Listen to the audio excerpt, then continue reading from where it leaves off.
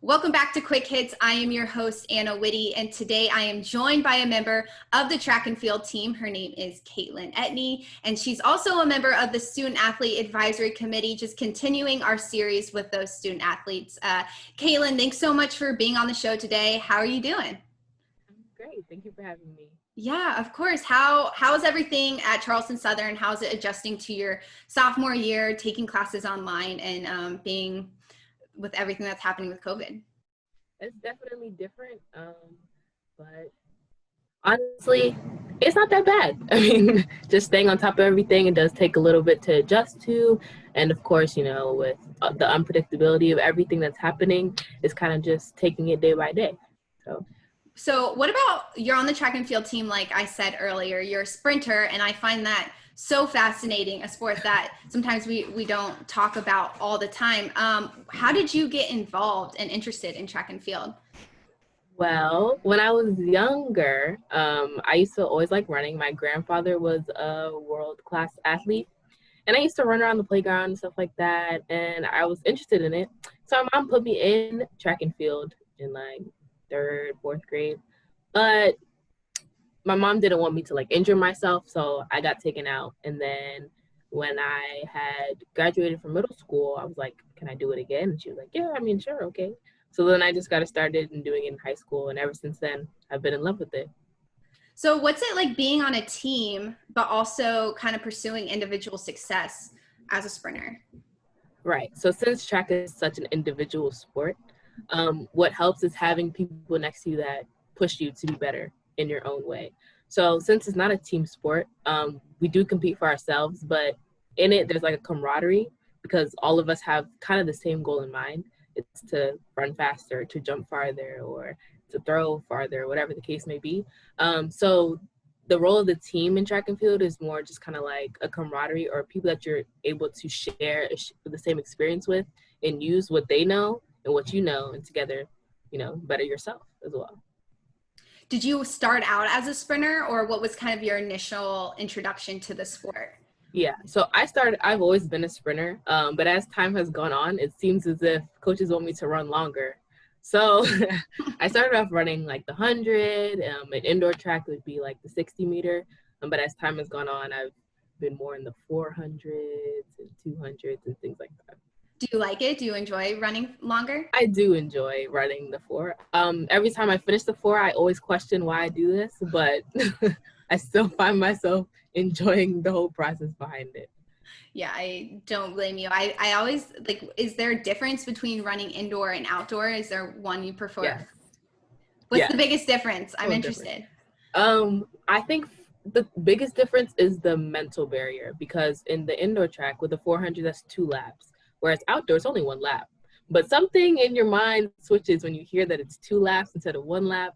So it's just a whole different timing, a whole different way to approach the race. So what about, take us through a typical prep day for a track meet. I'd say it's very different from most other sports. Can you take us through when you wake up to when you line up to sprint? All right. Well, I mean, my regimen isn't that fancy, but you wake up. I usually have my uniform and our outfit already set out for the day. I wake up, I drink a bottle of water. I drink a lot of coconut water because electrolytes, all that stuff. Mm-hmm. I eat a breakfast, which usually is oatmeal and some fruit, or a bagel and some fruit. Nothing too heavy. Then we get on the bus, we go to the track meet. We have to shake out, so that means you have to run a couple laps, stretch, things like that, because your legs can cramp up if you've been sitting for a long time. Do that, just lay around, chill, think about the race, try to calm down, get your nerves under control. Then, they'll give you the first call, second call, whatever the case may be. But you warm up like an hour before your event. Usual warm up, run laps, drills, stretch, all that type of stuff. Do some running starts, things like that. Then once you check in, you get your number, you get dressed, everything like that, get hyped. And then, they call you and you're just in your heat waiting and you get on the line. And at that point, it's just kind of, you take your practice and you go. Do you have any game day superstitions?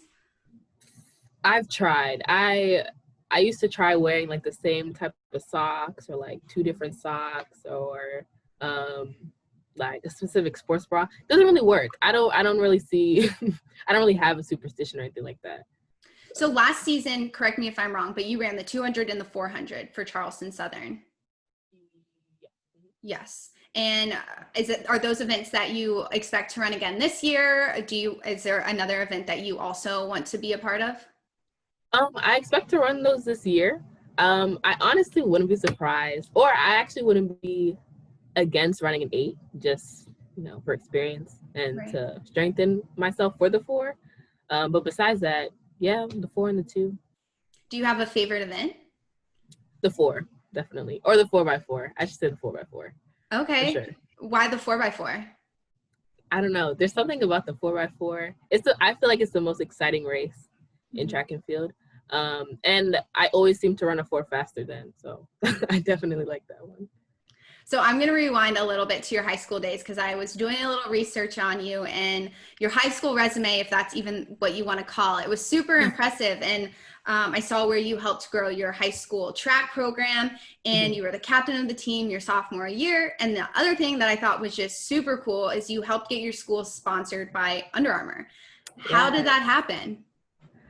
Well, it was some work, but when I got there my freshman year, our team was relatively good. We had some strong people on the team, but I definitely could see myself being the front runner. So, we competed, everything like that. Then as time went on in sophomore year when I became captain, I noticed that our uniforms didn't have the same logo at the top and the bottom. And that really bothered me because every other team at our school had everybody had a matching suit, whether it be the football had Nike or basketball had Under Armour or whatever the case may be. And I was like, we're good athletes. Like, why don't we get sponsored? So I asked my coach, and he just told me, it's a process. And I'm like, what is that process based off of? He's like, well, it's a lot of logistics. I was like, I can figure it out. So me and another teammate, we looked it up. And my teammate actually had connections to somebody that worked in Under Armour. So, I did my research. You had to fill in all types of intricacies or whatever the case may be. And the next thing I knew, we were sponsored by Under Armour. So, yeah. That's so awesome. That's so cool that you took the initiative to want to change that for the track program. Yeah. For sure.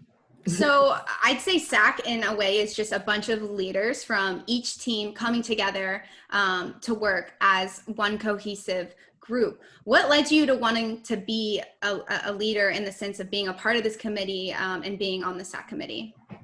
Well, honestly, I didn't even know I was a part of SAC until this summer. So I had gone on my email one day and I seen, like, oh, welcome, you're part of the SAC committee. I was like, what?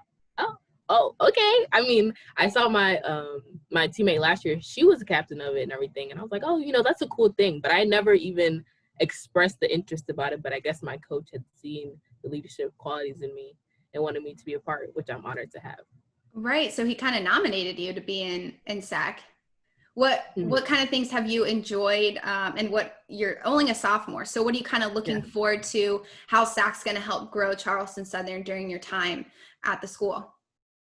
Well, what I appreciate about it is the fact that it gives us a chance to actually be able to make a change in a way that is like, I feel like in high school and a lot of other places, your voice is kind of silenced. You kind of have to go with the flow. You kind of have to go with the rules that you are under, especially with a scholarship, whatever the case may be. But with SAC, I find it nice that I'm able to communicate with my team and be able to tell them, like upfront what's going on. And if there's any type of concern or any type of events, we could just discuss it right there and then. Do you have any long-term goals for what you want to see? Like one specific event that you would like to see Charleston Southern Athletics do, or I think it would just be the annual track meet that we do have. I hope that becomes a big event on campus. Everybody comes down just to see our track meets and things like that. Because, as we know, track is not the most popular sport on campus. And it's exciting. So I really want people to come out and see what we can do. Right. That's so great. And one last question about yourself is, what do you study at Charleston Southern? I am a kinesiology major, clinical kinesiology. So I'm studying to become a physical therapist and an athletic trainer. Nice. Very cool. Well, good luck with everything this season. Thank you so much for taking the time chatting with us today. It was so great to meet you virtually, and look forward to chatting with you later.